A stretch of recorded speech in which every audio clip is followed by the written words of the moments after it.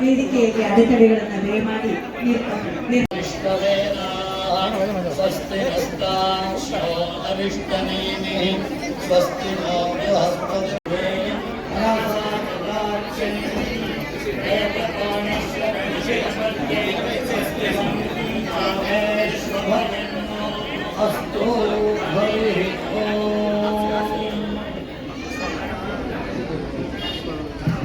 ವೇದಘೋಷವನ್ನು ನಡೆಸಿಕೊಟ್ಟಂತಹ ವೇದ ವಿದ್ವಾನ್ ಶಂಕರಾನಂದ ಜೋಯಿಸರು ಹಾಗೆ ವೇದ ವಿದ್ವಾನ್ ಮಹೀಪತಿ ಜೋಯಿಸರಿಗೆ ನಮಸ್ಕಾರ ಪೂರ್ವಕ ಧನ್ಯವಾದಗಳನ್ನು ಸಮರ್ಪಣೆ ಮಾಡ್ತಾ ಕಾರ್ಯಕ್ರಮವನ್ನು ಪ್ರಾರ್ಥನೆಯೊಂದಿಗೆ ಶಾರದಾ ಸಂಗೀತ ವಿದ್ಯಾಲಯ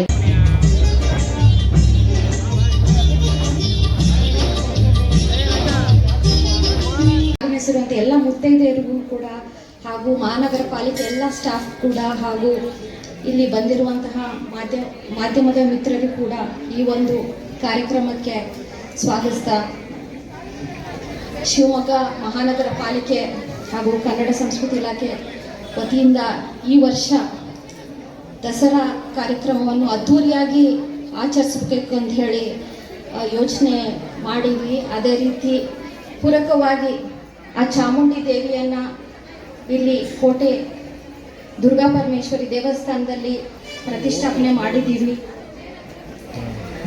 ಈ ವರ್ಷ ಯಾರೂ ಚುನಾಯಿತ ಬಾಡಿ ಇಲ್ಲದೆ ಇರೋದ್ರಿಂದ ನಾವು ಅಧಿಕಾರಿಗಳೇ ಈ ಒಂದು ಕಾರ್ಯಕ್ರಮವನ್ನು ನಮ್ಮ ಶಾಸಕರು ಹಾಗೂ ಸಂಸದರು ಹಾಗೂ ವೇದಿಕೆ ಮೇಲೆ ಉಪಸ್ಥಿತರಿರುವಂಥ ಎಲ್ಲ ಚುನಾಯಿತ ಪ್ರತಿನಿಧಿಗಳ ಒಂದು ಮಾರ್ಗದರ್ಶನದ ಮೇಲೆ ನಾವು ಈ ಒಂದು ಕಾರ್ಯಕ್ರಮವನ್ನು ಆಯೋಜಿಸಿದ್ದೀವಿ.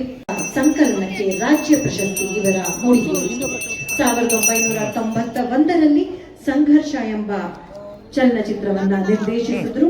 ತದನಂತರ ಮೂಡಿ ಬಂದತೆ ನಮ್ಮೆಲ್ಲರ ಅಚ್ಚುಮೆಚ್ಚಿನ 1993ರಲ್ಲಿ ನಿಷ್ಕರ್ಷ ಎಂಬ ಅವರ ನಿರ್ದೇಶನದ ಚಲನಚಿತ್ರ. ಇದು ರಾಜ್ಯ ಪ್ರಶಸ್ತಿಯನ್ನ ಹಲವಾರು ವಿಭಾಗಗಳಲ್ಲಿ ತನ್ನ ಮುಡಿಗೇರಿಸಿಕೊಳ್ತು. ಅತ್ಯುತ್ತಮ ಚಿತ್ರ, ಅತ್ಯುತ್ತಮ ಚಿತ್ರಕಥೆ, ಆಡಿಯೋಗ್ರಫಿ ಹೀಗೆ ವಿವಿಧ ವಿಭಾಗಗಳಲ್ಲಿ ರಾಜ್ಯ ಪ್ರಶಸ್ತಿಯನ್ನ ಪಡೆಯಿತು.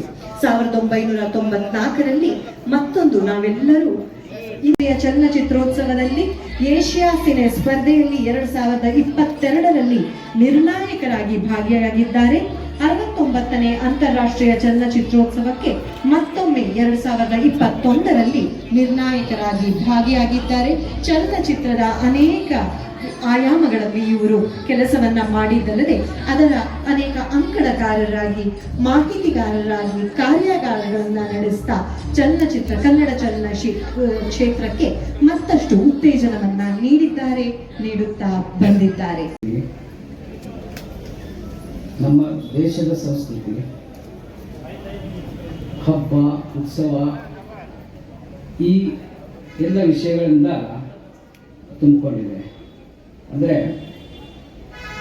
ಪ್ರತಿ ತಿಂಗಳು ಒಂದಿಲ್ಲ ಒಂದು ರೀತಿ ಒಂದೊಂದು ವಿಧದಲ್ಲಿ ಒಂದೊಂದು ಆಯಾಮದಲ್ಲಿ ಆಚರಿಸ್ಕೊಂಡು ಬರುವಂಥ ಒಂದು ಸಂಪ್ರದಾಯವನ್ನು ಹಾಕಿಕೊಟ್ಟಿದ್ದಾರೆ. ಅದಕ್ಕೆ ಕಾರಣಗಳಿವೆ, ಯಾವುದು ಸುಮ್ಮನೆ ಇಲ್ಲ. ಈಗ ಮಾಡ್ತಾ ಇರುವ ಈ ಹಬ್ಬದ ಆಚರಣೆ ಉತ್ಸವ ಇದು ಯಾವುದು ಸುಮ್ಮನೆ ಮಾಡುವಂಥದ್ದಲ್ಲ. ಇದರ ಹಿಂದೆ ಭಾಳ ಒಂದು ಉತ್ತಮ ಉದ್ದೇಶ ಇರುತ್ತೆ.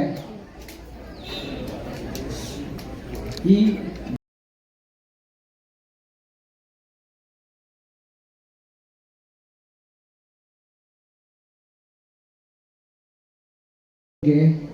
ಮತ್ತು ರಾಕ್ಷಸರು, ಅದೇ ರೀತಿ ದಕ್ಷಿಣಕ್ಕೆ ನಮ್ಮಲ್ಲಿ ಚಾಮುಂಡೇಶ್ವರಿ, ರಾಕ್ಷಸರು, ಹೀಗೆ ಪಾಸಿಟಿವ್ ನೆಗೆಟಿವ್ ಈ ಥರದ ಈ ಸಂಘರ್ಷ ಏನಿದೆ ಇದನ್ನು ಒಂದು ರೂಪ, ರಂಗ, ರೀತಿಯಲ್ಲಿ ನಮ್ಮಲ್ಲಿ ಇದನ್ನು ಆಚರಣೆಗೆ ತಂದಿದ್ದಾರೆ.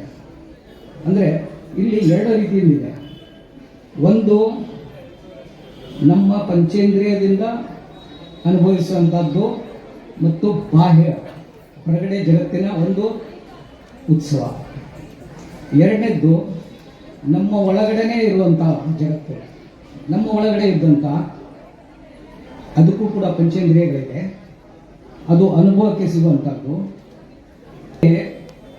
ಈ ಅಂದರೆ ಹೊರಗಡೆ ನಾವೇನು ಆಚರಣೆ ಮಾಡ್ತಾ ಇದ್ದೀವಿ ಇದರಿಂದ ಅದು ಪ್ರೇರಿತ ಆಗಿ ಅಥವಾ ಅದರಿಂದ ನಾವು ಗುಣಗಳನ್ನು ಬೆಳವಣಿಗೆ ಮಾಡಿಸಿಕೊಳ್ಳುವಂಥ ಒಂದು ಉದ್ದೇಶ ಇರುತ್ತೆ. For example